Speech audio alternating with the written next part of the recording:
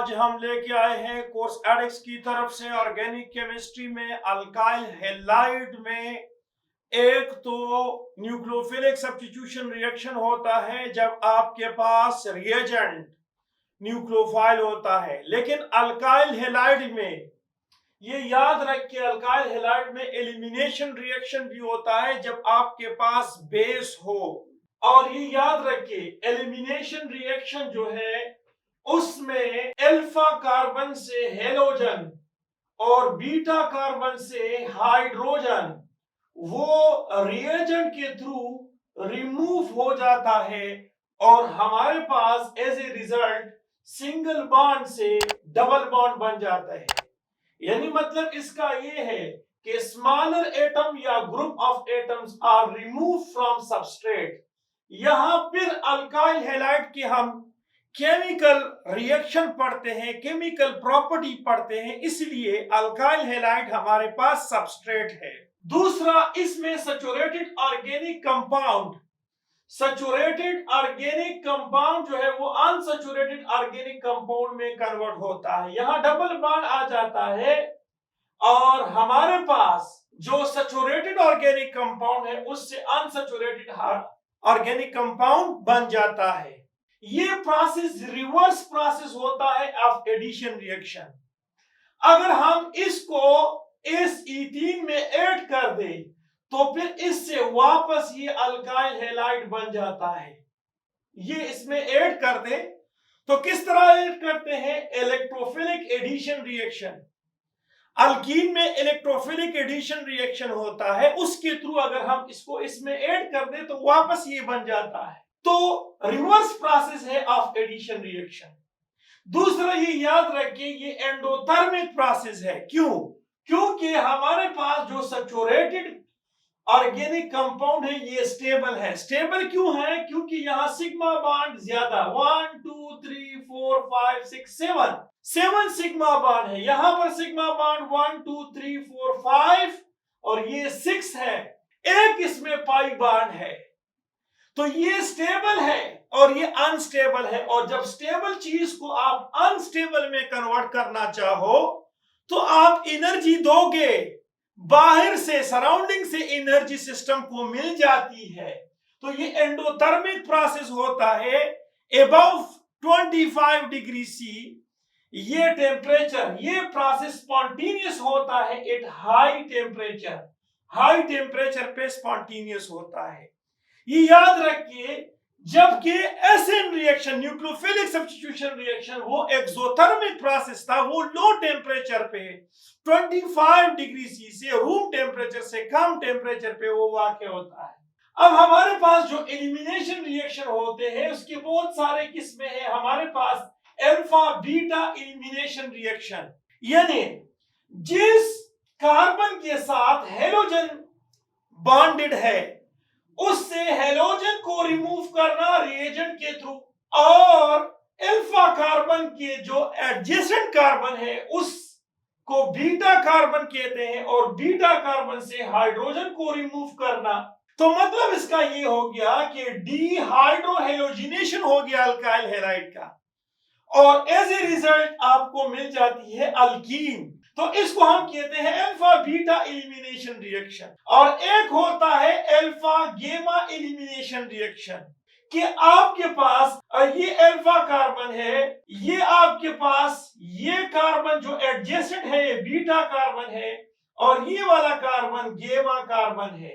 तो alpha gamma elimination, तो alpha से रिएजेंट के थ्रू अल्फा कार्बन से हेलोजन और गेमा कार्बन से हाइड्रोजन, यानी डीहाइड्रोहेलोजिनेशन ऑफ अल्काइल हैलाइड अगर वाक़ होता है तो ये प्रोसेस भी आपको अल्फा गेमा एलिमिनेशन रिएक्शन कहलाता है और as a result cyclization takes place.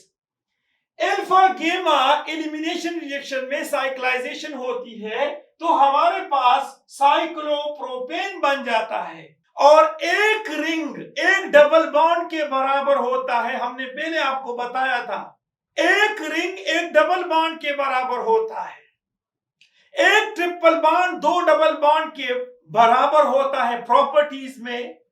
नहीं, मॉलिक्यूलर फार्मूला में, जो कि हम बाद में बताएंगे भी और बताया भी है।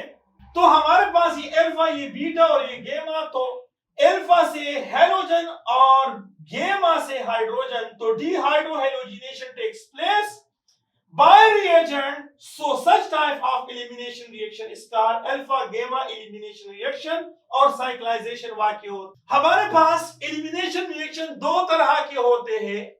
एक होता है E1, ये बिल्कुल SN1 की तरह होता है, लेकिन SN1 में आपके पास सिर्फ और सिर्फ न्यूक्लियोफाइल आ जाता है, जबकि यहां पर आपके पास बेस आ जाता है। ये पॉइंट याद रखिए, यहां पर एलिमिनेशन रिएक्शन में आपके पास बेस आता है और SN1 में न्यूक्लियोफाइल। दूसरा, SN1 रिएक्शन जो है वो takes place at a very low temperature, क्योंकि वो एक्सोथर्मिक है, और एलिमिनेशन रिएक्शन एंडोथर्मिक है, तो ये हाई टेम्परेचर पे वाक़या होता है।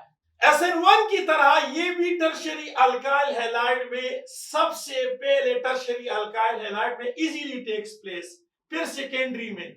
दूसरा, इसके लिए भी पोलर प्रोटिक सॉल्वेंट का होना जरूरी है। पोलर प्रोटिक सॉल्वेंट यानी इसमें ऑक्सीजन और hydrogen, more electronegative atom hydrogen के साथ डायरेक्टली बॉन्डेड हो, पोलर भी है, ये पार्शियल पॉजिटिव पार्शियल नेगेटिव, और ये प्रोटॉन देता भी है, तो यहां पर ऑक्सीजन इसके साथ डायरेक्टली बॉन्डेड है, तो इसमें ये वाटर आता है, इथेनॉल आता है, acidic acid, polar protic solvent. तो E1 में पोलर प्रोटिक सॉल्वेंट का होना जरूरी है। तीसरे नंबर पे क्या होता है कि कार्बोकेटाइन फॉर्मेशन अगर इन फर्स्ट स्टेप, तो ये स्टेप रेट डिटर्मिनेशन स्टेप होता है, स्लोवेस्ट स्टेप होता है, यानी यहां पर हेलोजन रिमूव होता है फर्स्ट स्टेप में SN1 की तरह, क्योंकि सॉल्वेंट पोलर प्रोटिक है और polar protic solvent dielectric constant की वजह से यहां से हेलोजन हटा देता है।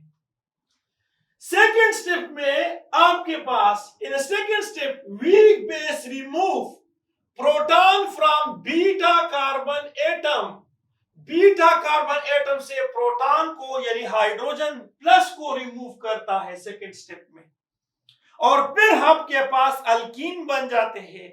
और अल्कीन जो है, जो आपके पास बन जाते हैं, वो दो किस्म के होते हैं। एक सेडजेफ मेजर अल्काइलेटेड अल्कीन होता है, सेडजेफ मेजर अल्काइलेटेड अल्कीन होता है, ऐसा अल्कीन जिसके पास अल्काइल ग्रुप ज्यादा हो, यानी आप देख सकते हैं ये अल्कीन है, यहां पर अल्काइल ग्रुप है, यहां पर भी अल्काइल ग्रुप है, यहां अल्काइल ग्रुप, यहां अल्काइल ग्रुप, और यहां आपके पास अल्कीन है, तो यहां हाइड्रोजन, यहां पर सपोज हाइड्रोजन, यहां अल्काइल ग्रुप, यहां अल्काइल, तो ये ज्यादा अल्काइलेटेड अल्कीन है। तो ये सेडजेफ रूल के मुताबिक ज्यादा अल्काइलेटेड मेजर प्रोडक्ट होता है, और उसमें सिस और ट्रांस फॉर्म होता है, जिसमें ट्रांस फॉर्म मोर स्टेबल होता है as compared to cis form. मैं आपको अभी बताऊंगा।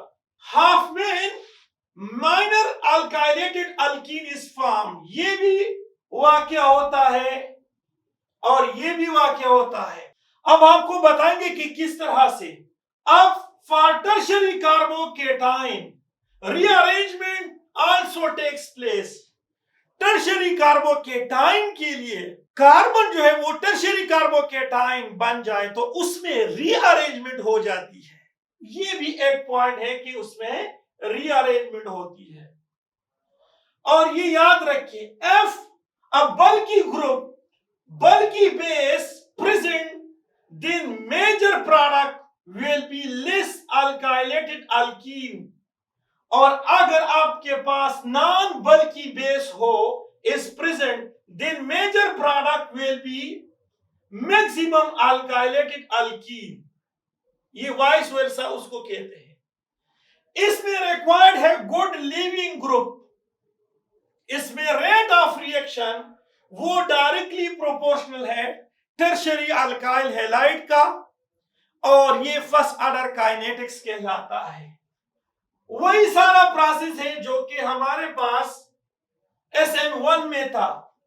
तो सबसे पहले आपके सामने हम पेश करते हैं कि यहां CH3, ये आपके पास CH3, ये आप देखिए CH3, यहां पर आपके पास है हेलोजन। अब ये वाला कार्बन अल्फा कार्बन है, ये कार्बन बीटा कार्बन, ये वाला कार्बन बीटा कार्बन, ये कार्बन बीटा कार्बन है। अब होगा क्या कि फर्स्ट स्टेप में जो कि रिवर्सिबल स्टेप है, इसमें कार्बोकेटाइन बन जाता है। क्यों कार्बोकेटाइन बनता है? गौर से देखिए, कार्बोकेटाइन इसलिए बनता है, गौर से देखिए, कार्बोकेटाइन इसलिए बनता है कि यहां पर पोलर प्रोटिक सॉल्वेंट होता है, डाइलेक्ट्रिक कांस्टेंट उसकी ज्यादा होती है, वो इस बॉन्ड को वीक करता है। और सेकंड स्टेप में आपके पास बेस आ जाता है, सेकंड स्टेप में आपके पास बेस आ जाता है। बेस जब आ जाता है, बेस हमारे पास मिथानॉल, इथानॉल, वाटर वगैरह वीक बेस है। ये जो आपके पास बीटा कार्बन है, इससे बीटा हाइड्रोजन यहां से भी कर सकता है, यहां से भी। तो यहां से क्या करता है कि हाइड्रोजन को एब्स्ट्रैक्ट करता है और यहां पर बन जाता है Hb बन जाता है। और आप देख ले, आपके पास CH3, यहां पर डबल बॉन्ड CH2 और ये CH3, क्या बना? बना है आपके पास 2 मिथाइल 1 प्रोपीन या 2 मिथाइल प्रोप 1 इन, ये बन जाता है आपके पास, ये कंपाउंड बन जाता है। तो ये 2 स्टेप रिएक्शन है, लेकिन फर्स्ट स्टेप जो है वो स्लोवेस्ट स्टेप है, स्लो स्टेप है, और ये रेट डिटर्मिनेशन स्टेप है, ये रेट डिटर्मिनेशन स्टेप है। अब हमारे पास इसमें एक और एग्जांपल जो हम आपको एक्सप्लेन करते हैं कि कौन सा अल्कीन बनता है, सेटजेफ अल्कीन बनता है, हाफमैन अल्कीन भी बन सकता है। गौर कर ले, अगर आपके पास क्या हो, CH3, यहां आपके पास CH2, यहां आपके पास CH, यहां आपके पास Br और यहां आपके पास CH3। तो सबसे पहले पोलर प्रोटिक सॉल्वेंट की मौजूदगी में यहां से हेलोजन रिमूव होता है। अब जब यहां से हेलोजन रिमूव होता है तो होगा क्या, ये CH3, CH, यहां पर CH, यहां 2, ये कार्बोकेटाइन बना और यहां पर CH3। अब हमारे पास सेकंड स्टेप में ये आप देख सकते हैं कि CH3, CH2, ये CH और यहां पर CH3, और यहां पर क्या आता है, बेस आता है, बेस नेगेटिव। जब बेस आता है और यहां पर कार्बोकेटाइन होता है, तो गौर से देखिए, ये अल्फा कार्बन था, तो ये कार्बन बीटा कार्बन, सारी ये बीटा कार्बन है और ये भी बीटा कार्बन है। तो सेटजेफ ने कहा कि हाइड्रोजन उस बीटा कार्बन से रिमूव होगा जहां पर के हाइड्रोजन कम हो। ये बीटा कार्बन है, हाइड्रोजन मैक्सिमम है, ये बीटा कार्बन है, यहां हाइड्रोजन कम है, तो यहां से रिमूव होगा। और जब यहां से हाइड्रोजन इस बेस की मौजूदगी में यहां से हाइड्रोजन रिमूव होता है, तो आप देख सकते हैं कि यहां CH3, यहां पर CH डबल बॉन्ड, यहां CH और यहां पर CH3। तो देखिए, ये भी एक अल्काइल ग्रुप बना और ये भी एक अल्काइल ग्रुप बना, तो ये आपके पास ZZ प्रोडक्ट है, मोर अल्कीन है। क्या मतलब है? इसका मतलब ये है कि यहां पर डबल बॉन्ड है, यहां पर हाइड्रोजन है, यहां आपके पास है CH3, ये देखिए आप CH3, यहां कार्बन है और यहां आपके पास हाइड्रोजन है और ये आपके पास CH3 है, ये वाला। और ये भी बन सकता है कि ये सिस फॉर्म है, ट्रांस फॉर्म भी इसका बन सकता है। ये देखिए यहां आपके पास हाइड्रोजन है, यहां आपके पास CH3, तो यहां आपके पास CH3 और यहां पर हाइड्रोजन, तो सिस और ट्रांस फॉर्म इससे बन सकता है, ये ZZ प्रोडक्ट है।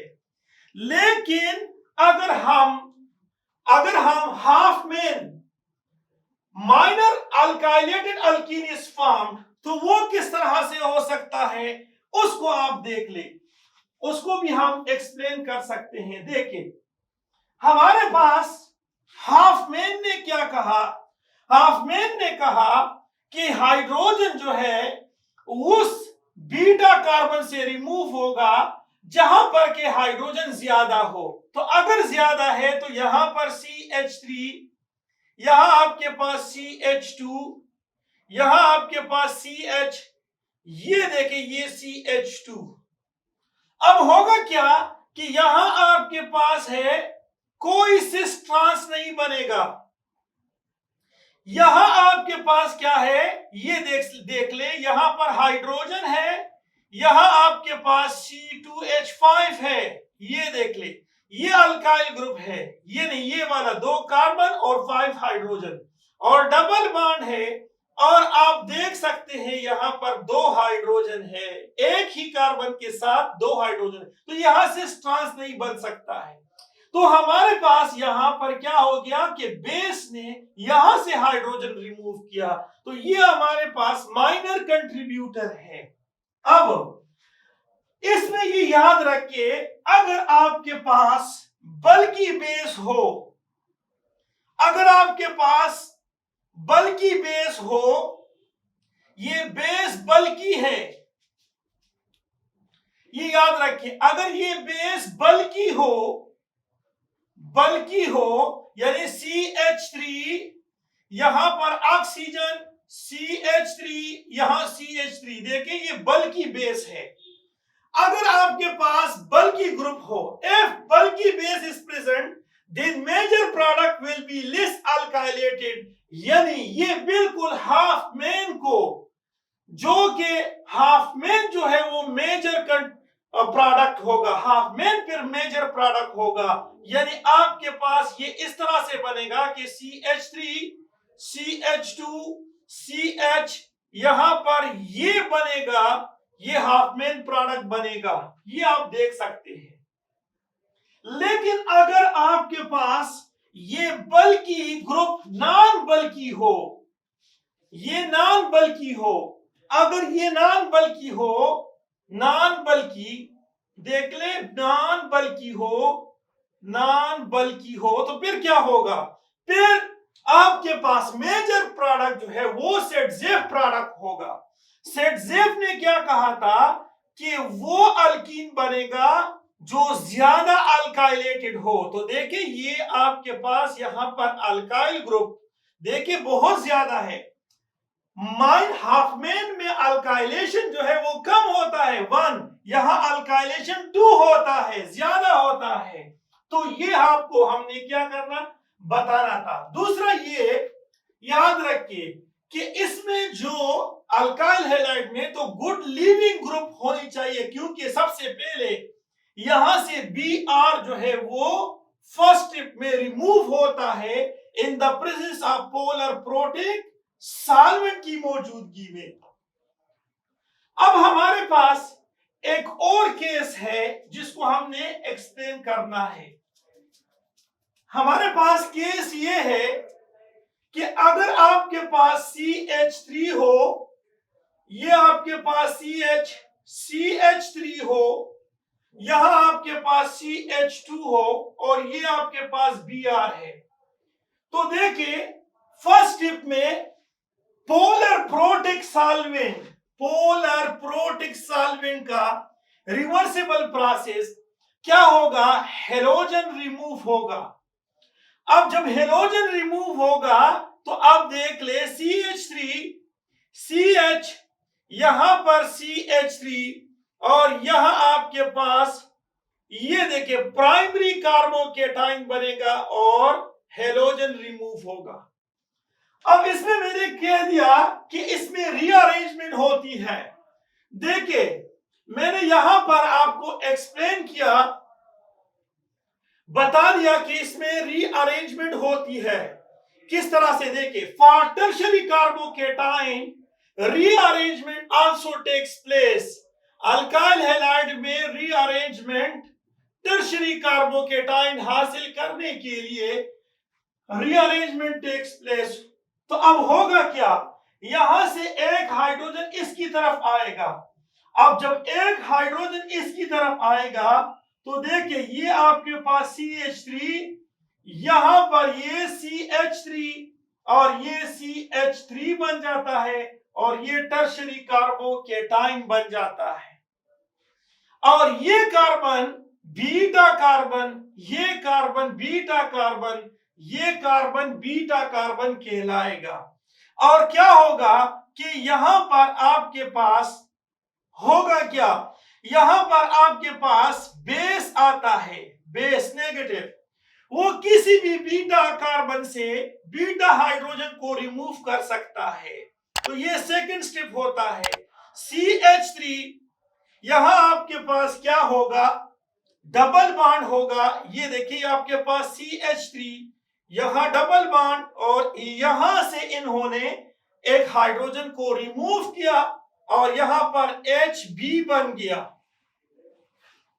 यानी इस बेस ने यहां से हाइड्रोजन को एब्स्ट्रैक्ट किया तो यहां पर 2-methyl prop-1-ene बन जाता है। तो यहां पर क्या होता है, रीअरेंजमेंट होती है। अब हमने आपको यह भी बताना है, एक्सप्लेन करना है कि अगर आपके पास इस किस्म का कंपाउंड हो, ये वाला कंपाउंड हो, गौर से देखे कि आपके पास पीएच हो, फिर यहां पर CH3, फिर यहां पर CH3 और यहां पर पीएच है, यहां आपके पास है Br और यहां पर हाइड्रोजन और यहां आपके पास बेस मौजूद है, पोटाशियम हाइड्रोक्साइड अल्कोहलिक है, ये ज्यादा कंसंट्रेटेड है, स्पेशली इसमें SN2 रिएक्शन E2 रिएक्शन होता है।